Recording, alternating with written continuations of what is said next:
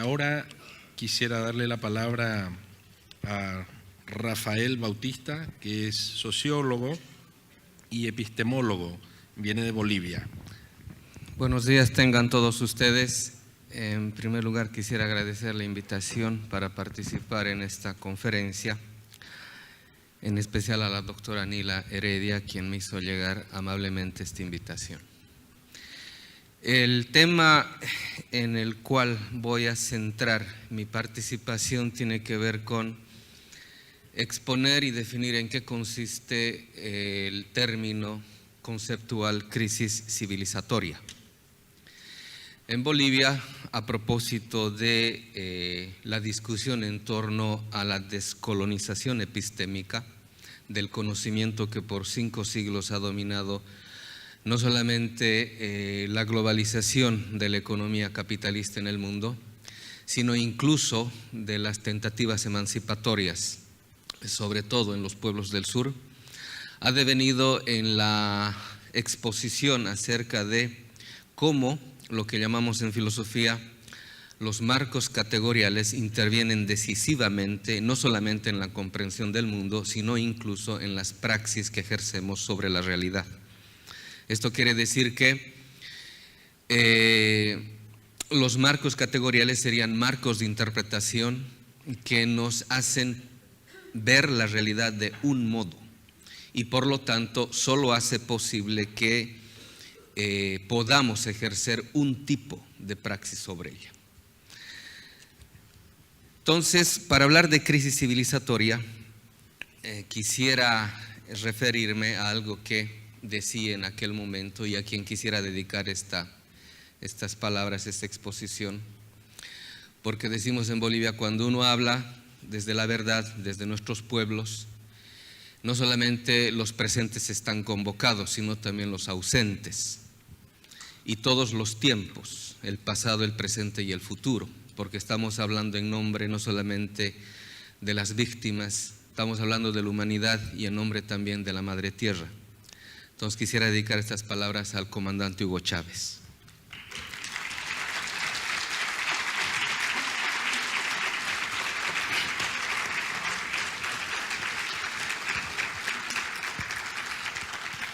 En una de sus alocuciones, él señalaba lo siguiente: se habla de crisis en la política, crisis financiera, crisis económica, crisis moral, y él decía, eso es la crisis perfecta. Estamos viviendo la crisis perfecta. ¿Pero qué quiere decir la crisis perfecta? El capitalismo, para vivir, para reproducirse, tiene necesariamente que generar crisis continuas. Es un sistema de vida que se basa en la crisis como forma de vida. Y de la crisis hace posible su reproducción. Es decir, la economía en torno a la lógica del capital, que en palabras marxistas originales del propio Marx sería la valorización del valor, tiene que desvalorizar completamente la vida, ya no solamente de la humanidad, sino también de la naturaleza, para producir riqueza. Es decir, la acumulación de capital tiene que ver con el despojo sistemático de vida de la humanidad y de la naturaleza. Entonces, es un sistema que en torno a las crisis genera un efecto cancerígeno en la vida. Ustedes saben, como muchos de ustedes médicos saben, que si algo crece por crecer, si un organismo crece por crecer sin criterio alguno, a eso se le llama cáncer. Y cuando esto invade el entorno que hace posible la vida de aquello, se torna en una lógica suicida, que tiene que destruir el medio ambiente en el cual se forma para poder desarrollarse. Pero es una lógica suicida porque matando el entorno se mata a sí mismo. Entonces, ¿quién describe de mejor modo esta tendencia suicida del capital que en 3 siglos de expansión mundial está haciéndonos experimentar situaciones que nunca jamás había vivido la humanidad, que es básicamente la posibilidad de que la vida sea imposible en un futuro cercano?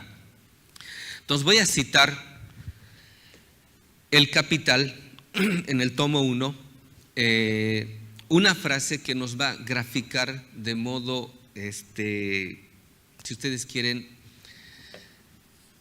concreto cómo esta lógica es suicida y cómo, como se dice en Estados Unidos, in the long run es insostenible para la propia vida. Entonces dice él, refiriéndose a el agro, y van a ver cómo aquí aparece Marx como un ecologista avant la lettre. Dice que todo progreso realizado en la agricultura capitalista no es solamente un progreso en el arte de esquilmar al obrero, sino también en el arte de esquilmar la tierra. Y cada paso que se da en la intensificación de su fertilidad dentro de un periodo de tiempo determinado es a la vez un paso dado en el agotamiento de las fuerzas perennes que alimentan dicha fertilidad. En consecuencia, la producción capitalista solo sabe desarrollar la técnica y la combinación del proceso social de producción, socavando al mismo tiempo las dos fuentes originales de toda riqueza, la tierra y el hombre. Entonces, ¿por qué la crisis como fenómeno se hace método de conocimiento?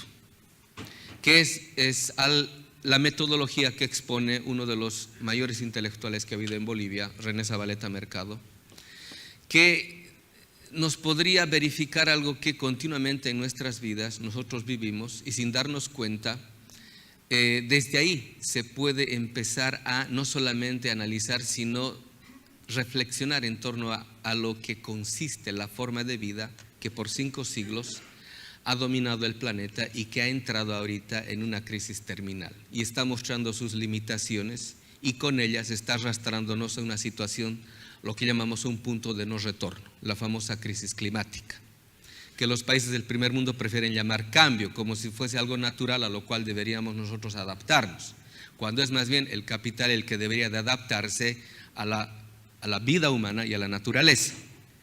Entonces, la crisis como método de conocimiento surge a partir de la constatación de que la forma de vida, el horizonte cultural y civilizatorio que hace posible el sistema económico capitalista es aquello que hay que poner en cuestión y en definitiva es aquel horizonte cultural que necesitamos poner en tela de juicio. Porque el sistema económico capitalista es la expresión económica de esa forma de vida que como proyecto de vida se ha expandido desde la conquista del Nuevo Mundo por las potencias europeas y después por Estados Unidos y que ahora aparece como una condición natural que la humanidad habría arrastrado en su proceso evolutivo. La modernidad como forma de vida, como horizonte cultural y civilizatorio, desde el cual es posible el sistema económico capitalista, es algo que la izquierda, el socialismo, nunca ha puesto en cuestión. Y por eso la crítica solamente economicista a la lógica del capital resulta fragmentaria, porque no se toca el horizonte desde el cual es posible una economía que para producir debe sistemáticamente destruir la fuente de donde emana todo lo que hace posible la vida. Para que esta idea de que para producir hay que destruir sea posible, necesita un horizonte cultural que permita concebir aquello como racional. Entonces, ¿cómo nace la modernidad y cómo se impone como patrón cultural en todo el mundo, sobre todo a partir de la conquista del Nuevo Mundo? Es a partir de la devaluación de la naturaleza en objeto. Hasta antes de la cultura moderna, ninguna civilización, ninguna cultura jamás había concebido a la naturaleza como objeto.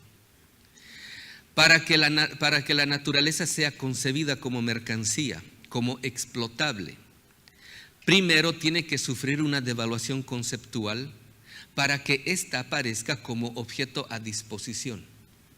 Mientras esto no es posible, tampoco es posible su explotación y misericordia. Entonces, este proceso que por lo menos dura 8 siglos en Europa, cuando la cristiandad latina sube al norte de Europa y produce la secularización de los entes, entre ellos la naturaleza, va a ser posible que a partir del siglo XII hasta el siglo XVII, cuando ya el capitalismo es experiencia sistémica dentro de la experiencia económica europea, va a ser posible que esta devaluación de la naturaleza haga posible su concepción en términos de mercancía. Y cuando la naturaleza es concebida en términos de mercancía, es cuando es posible su explotación. Consecuencia directa, la devaluación de la naturaleza, porque de ahí emerge la vida. La naturaleza es femenina, consecuentemente es la devaluación de la mujer. Entonces, el capitalismo, para reproducirse y desarrollarse, tiene que negar completamente la dignidad humana. ¿Y cómo la niega? Empezando por donde emerge la vida. Tiene que negar la dignidad de la naturaleza. Por eso, para el capitalismo y para la ciencia moderna, la naturaleza es cosa, es objeto, no tiene dignidad. Y como no tiene dignidad, es un objeto a disposición, de lo cual puede hacer uso sin tener el más mínimo de problemas concienciales. Solo así es posible una economía que para producir debe necesariamente destruir todo el entorno vital que hace posible la vida. Entonces, si tomamos en cuenta de que entre ser humano y naturaleza hay una relación simbiótica, lo que le pasa a uno le afecta al otro, el capitalismo rompe eso. Y rompiendo eso, desequilibra las condiciones básicas que hacen posible la vida en general. Por eso es una economía insostenible in the long run. Pero como el primer mundo y como el centro hace posible un desarrollo exponencial, tan dinámico, tan espectacular, que desde la primera revolución industrial impacta de tal modo a la humanidad que todos creen que hemos llegado al estadio en el cual es posible satisfacer todos los deseos humanos. Impacta de tal modo la revolución industrial porque como nunca es posible producir abaratando costos de manera tan exponencial. Y esto es lo que hace posible su expansión rápida. Y sobre todo cuando la tecnología, desde la máquina de vapor, es intensificada al servicio de la reproducción del capital, es decir, en torno a la acumulación exponencial de ganancias. Entonces, aparece la primera, o le vamos a decir, el primer prejuicio, el primer mito que se inventa la ciencia moderna, el famoso progreso infinito. Desde el 1972, cuando aparece el librito Límites del Crecimiento, de Dennis y Donella Meadows, del MIT, que es el informe al Club de Roma, se dice que el crecimiento no puede no tener límites. Pero sabemos todos que sin crecimiento es imposible el capitalismo. El capitalismo necesita crecer continuamente de modo exponencial. No en vano, Einstein alguna vez decía: el problema actual de la humanidad es que no comprende el factor exponencial. ¿Qué quiere decir esto? No es posible, ni siquiera lógicamente pensar que es posible un progreso infinito sabiendo que las bases reales de aquello, la naturaleza y la humanidad, son finitos. No es posible sostener un progreso de carácter infinito en bases reales que no son infinitas, sino son finitos, se pueden agotar, se pueden acabar. Entonces, el mito central por el cual nace la ciencia moderna entra en autocontradicción performativa.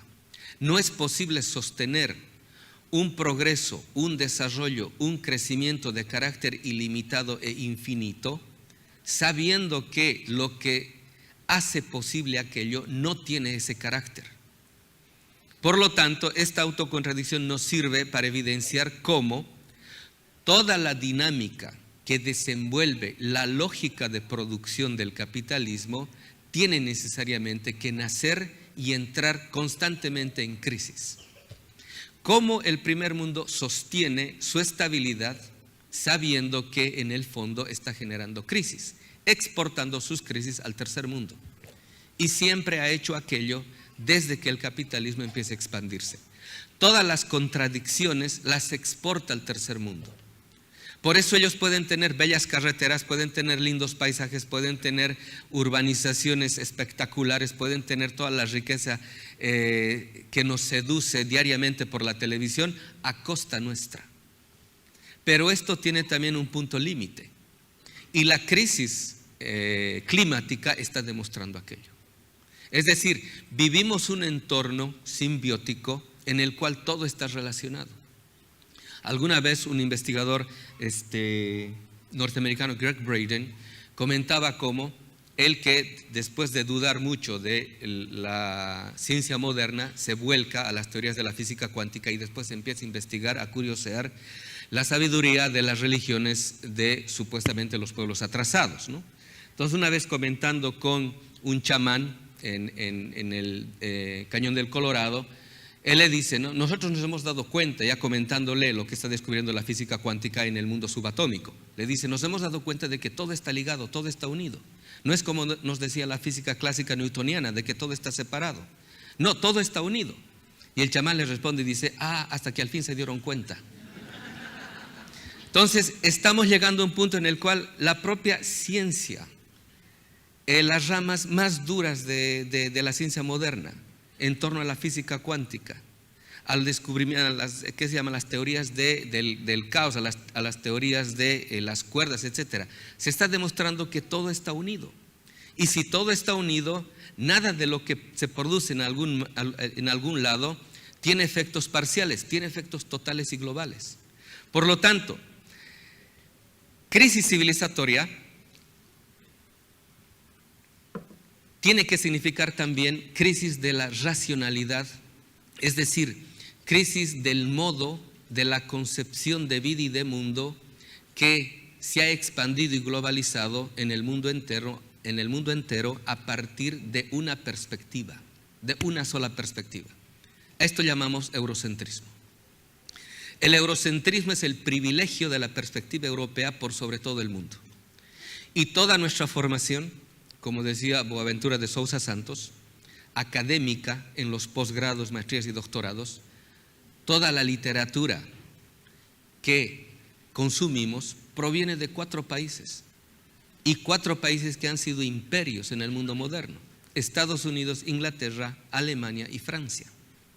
Y todos ellos han producido filosofías para cobrar autoconciencia de su proyecto y para imponer su proyecto al resto del mundo. Los americanos tienen el pragmatismo, los ingleses tienen el empirismo, los franceses tienen el positivismo, los alemanes la filosofía clásica alemana, el idealismo alemán.